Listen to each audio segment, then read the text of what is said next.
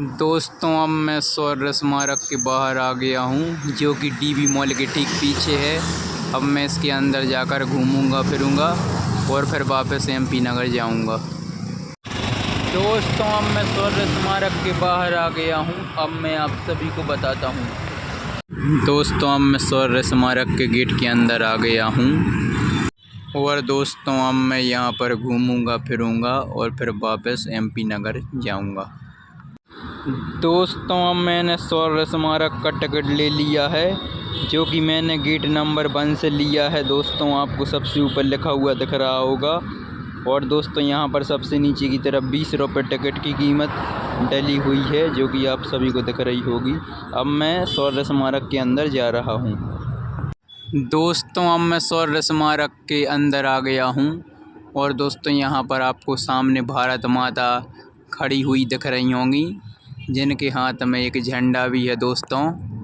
और दोस्तों उसके बगल में यहाँ पर ये हरियाली बनी हुई है दोनों तरफ। और दोस्तों इस तरफ भी ये हरियाली छाई हुई है दोस्तों।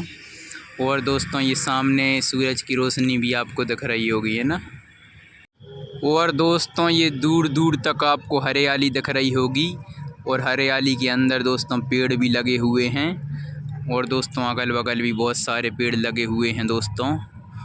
और दोस्तों इस तरफ ये शौर्य स्मारक के बारे में जानकारी भी दी हुई है दोस्तों।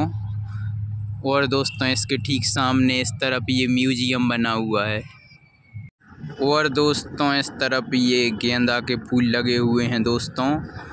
और दोस्तों इस तरफ भी ये फूल लगे हुए हैं, दोनों तरफ फूल हैं दोस्तों, आप देख पा रहे होंगे।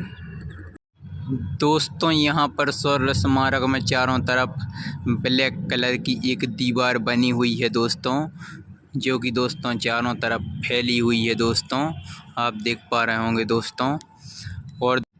और दोस्तों यहाँ पर एक कांच की दीवार बनी हुई है दोस्तों। दोस्तों यहाँ पर शौर्य स्मारक के अंदर म्यूजियम में हमारी पृथ्वी और हमारे देश भारत की आज़ादी से लेकर आज तक की पूरी कहानी बताई गई है दोस्तों।